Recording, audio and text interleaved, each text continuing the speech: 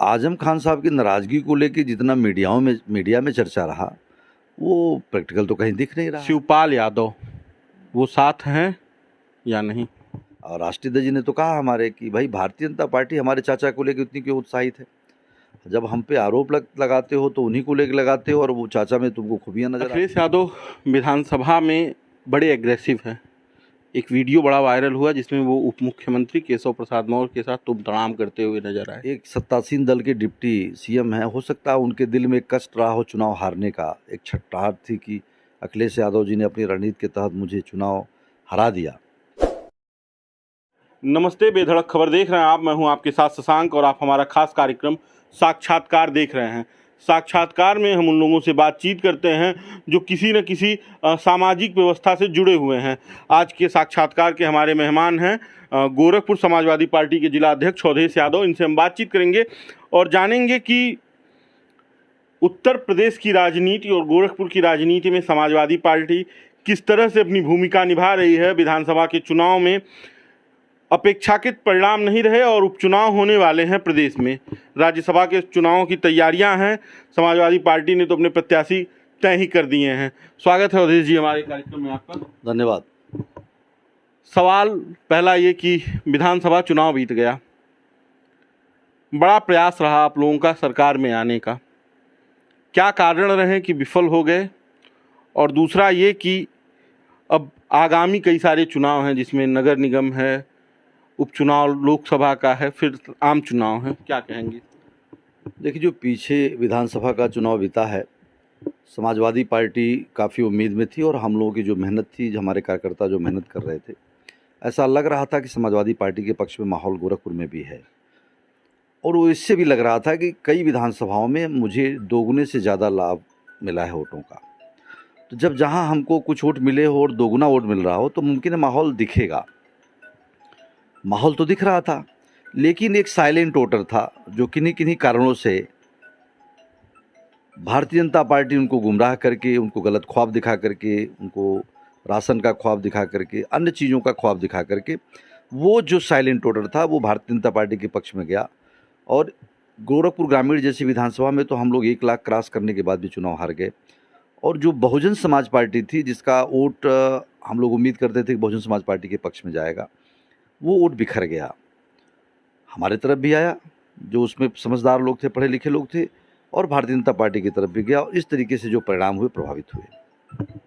आगामी नगर निगम के चुनाव हैं, लोकसभा का उपचुनाव है, उसके बाद आम चुनाव है, लेकिन अभी एकदम पायदान पे खड़ा राज्यसभा का चुनाव है। 3 सीटें तो आपने तय कर दी हैं और चौथी सीट पे लड़ाई है। चौथी सीट पे भी सपा का कोई प्रत्याशी जाएगा कि भाजपा की झोली में डाल देंगे उसे? देखिए, जो राज्यसभा का चुनाव इसलिए बहुत बड़ा ये नहीं, तो विधायक लोगों के द्वारा चुना जाने वाला चुनाव है और सीधे सीधे राष्ट्रीय नेतृत्व तय करता है कौन जाएगा कौन नहीं जाएगा। और दोनों दलों के पास शेष बचे हुए मतों की संख्या बराबर बराबर है। करीब 14 वोट हमारे पास भी बच रहे हैं, 14 वोट ही उनके पास भी बचे हुए हैं। अब इस कंडीशन में जो भी राष्ट्रीय नेतृत्व फैसला लेगा, अभी तक तो दोनों दलों ने जो कैंडिडेट घोषित किए हैं उसके हिसाब से तो चुनाव की स्थिति नज़र नहीं आ रही है। अब एक सवाल ये कि राज्यसभा जाने वाली थी डिम्पल जी, चर्चा थी कि उनका नाम जाएगा। कपिल सिब्बल बाहर से आ गए, जो मतलब सपा पे आरोप लगता रहता है कि लास्ट मोमेंट पे कोई बाहर ही आ जाता है, जो मेहनत करता है उसे कुछ मिलता नहीं है। जयंत चौधरी चलिए गठबंधन के सहयोगी थे, फिर डिम्पल जी का नाम काट दिया गया। क्या उपचुनाव में अखिलेश यादव की जगह डिम्पल यादव का नाम आएगा?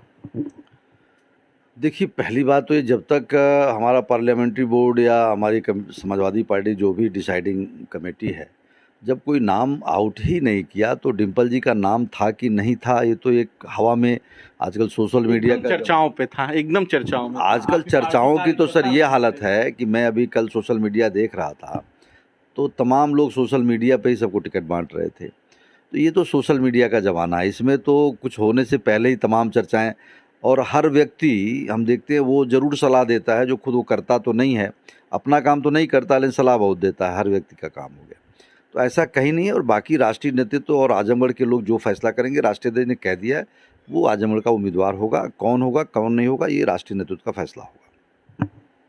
चलिए, आजम खां से बड़ी नाराज़गी चली। जब जेल से छूटे तो चाचा रिसीव करने चले गए। चाचा अलग नाराज़ हैं, गठबंधन में साथ रहे, उसके बाद लगातार अखिलेश यादव के खिलाफ बयानबाजी कर रहे हैं। कैसे देखते हैं इसे?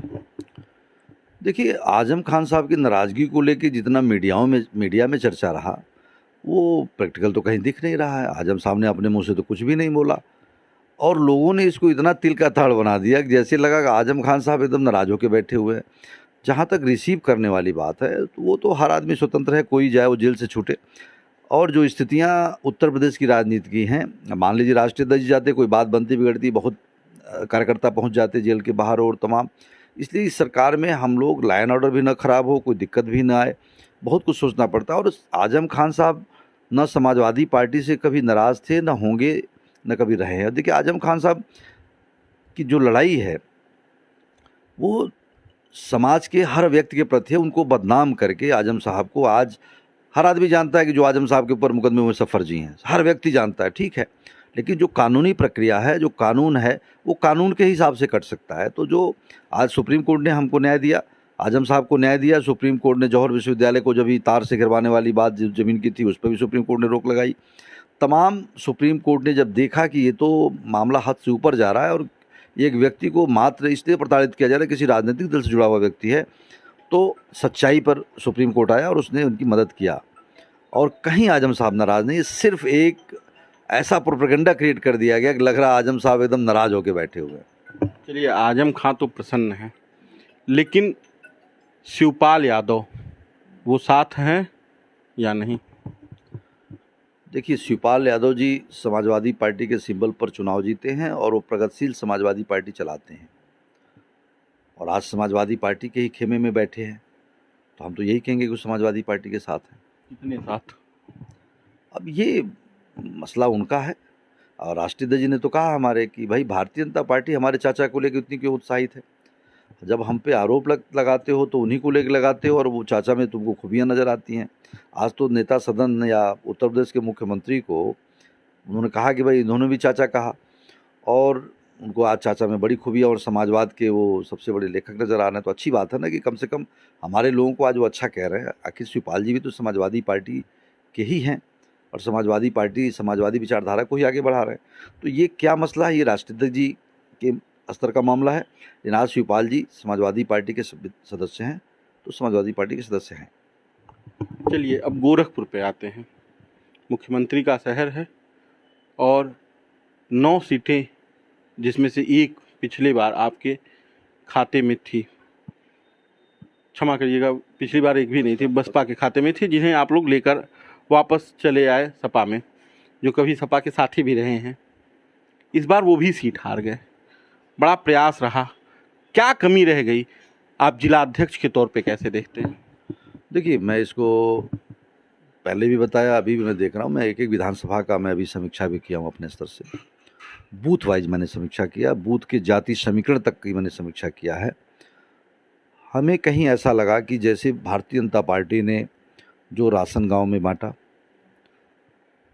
जो श्रम योजना के कुछ पैसे आए, जनता का ध्यान महंगाई से हटा करके और उन मुद्दों को ला करके जो एक साइलेंट वोट हमारे खिलाफ गया, वही मेन कारण रहा। क्योंकि देखिए, जिस विधानसभा में, अगर चिल्लू पार की बात करूं, चिल्लू पार में करीब 25 से 30 हज़ार वोट हमारा बढ़ा और 25 से 30 हज़ार वोट बढ़ने के बावजूद भी परिणाम हमारे पक्ष में नहीं आया। हो सकता है कुछ सिटिंग एमएलए होने का भी कुछ एंटी इनकम्बेंसी वोट रहा हो। तो ये सब परिस्थितियाँ भारतीय जनता पार्टी के पक्ष में बहुजन समाज पार्टी वहाँ 45,000 पर सिमट गई, जबकि पिछली बार बहुजन समाज पार्टी वहाँ करीब 80,000 वोट थी। अब 35,000 वोट बहुजन समाज पार्टी का बिखर गया। तो ये सब कई फैक्टर, हर विधानसभा और मैं देखूं, गोरखपुर ग्रामीण में बहुजन समाज पार्टी 11,000 वोट पर चली आई, 11-12 हज़ार पर आई, सेम कैंपेन में चली गई और पिपराइच में चली गई। हर जगह जब मैंने देखा तो हमारे वोट की वृद्धि बहुत ज़्यादा हुई, लेकिन लड़ाई सीधी हुई और कहीं न कहीं से हमारा नुकसान हुआ और हम चुनाव हार गए। चलिए, अखिलेश यादव विधानसभा में बड़े एग्रेसिव हैं। एक वीडियो बड़ा वायरल हुआ जिसमें वो उप मुख्यमंत्री केशव प्रसाद मौर्य के साथ तुम तड़ाम करते हुए नजर आए। जनता के बीच इसकी छवि कैसी होगी? आपको क्या लगता है किस तरह का सुधार अखिलेश यादव को विधानसभा में करना चाहिए? देखिए, जनता के बीच में छवि यही है कि जिस भाषा का प्रयोग केशव मौर्य ने किया, एक सत्तासीन दल के डिप्टी सीएम हैं, हो सकता है उनके दिल में एक कष्ट रहा हो चुनाव हारने का, एक छटपटाहट थी कि अखिलेश यादव जी ने अपनी रणनीति के तहत मुझे चुनाव हरा दिया। ये उनके दिल का जो दर्द था वो अपने बयान में, देखिए किसी भी डिप्टी सीएम का ये बयान देना कि क्या आपने सैफई की ज़मीन बेच करके आप विकास काम किए, मतलब एक चीज़ देखिए, उनकी बातों से ही स्पष्ट होता है कि अखिलेश जी ने विकास काम किया, लेकिन आरोप क्या उन्होंने लगाया कि अपनी ज़मीन बेच के किया। तो एक तो दोनों तरफ उन्हीं की बात फंस गए वो कि अखिलेश, तो क्या आज जो अखिलेश जी ने तो यही कहा ना, आज जो राशन कार्ड बांट रहे हो, आप जो विकास कर रहे हो, क्या अपने पिताजी की ज़मीन से कर रहे हो? और उन्होंने बड़े सभ्य शब्दों का प्रयोग किया, भाई पिताजी, भाई आज अखिलेश यादव जी को भी सेम भाषा से इस्तेमाल किया गया। अगर गहराई में जाएं तो सैफई की ज़मीन भी आज अखिलेश यादव जी के नाम से, उनके पिताजी के नाम से है। तो आप भी तो आरोप लगा रहे हो कि आपने अपने पिताजी की सैफई की ज़मीन बेच के क्या आपने विकास काम किया? तो उन्होंने भी कहा क्योंकि आपने अपने पिताजी की ज़मीन बेच के विकास काम किया। तो आरोप जो लगाया वो उन्होंने लगाया, और इतनी हल्की बात उनको नहीं करना चाहिए। आज जिस तरीके से हाउस के अंदर बातें हो रही हैं, तो ये क्रिया थी, तत्काल का रिएक्शन था माननीय राष्ट्रीय अध्यक्ष जी का, और उन्होंने, भाई टिट फॉर टैट, जब आप जिस तरीके से आप सवाल करोगे तो जवाब तो मिलेगा। समाजवादी पार्टी में क्या परिवर्तन कर रहे हैं? जमीनी स्तर पे आप राष्ट्रीय नेतृत्व से क्या निर्देश हैं? किस तरह से पार्टी को मजबूत बनाएंगे? आगामी लोकसभा के चुनाव हैं, कैसे देखते हैं? देखिए, समाजवादी पार्टी अभी तत्काल में होने वाले नगर निगम और नगर पंचायतों के चुनाव पर काफ़ी गंभीर है। हम लोग उसमें काम भी कर रहे हैं, जो परसिमन चल रहे हैं उस पर भी हम लोग निगरानी कर रहे हैं। एक एक वार्ड में हम अपने 3 सदस्यों का पैनल बना रहे हैं, जाति समीकरण से, इसलिए कि एससी ओबीसी सामान्य कौन सी सीट कौन सी होगी, ये सब देखा जाएगा, और मतदाता सूची में वहाँ पे क्या है, ये सब देखा जा रहा है। दूसरा, समाजवादी पार्टी का सदस्यता अभियान चलने जा रहा है, बहुत जल्द 10-15 दिन के भीतर कभी भी होगा। तो हम गांव-गांव जा कर के प्राथमिक सदस्य और सक्रिय सदस्य बनाएंगे और अधिक से अधिक लोगों को समाजवादी पार्टी से जोड़ने का काम करेंगे। पहला अभियान तो हमारा यही होगा।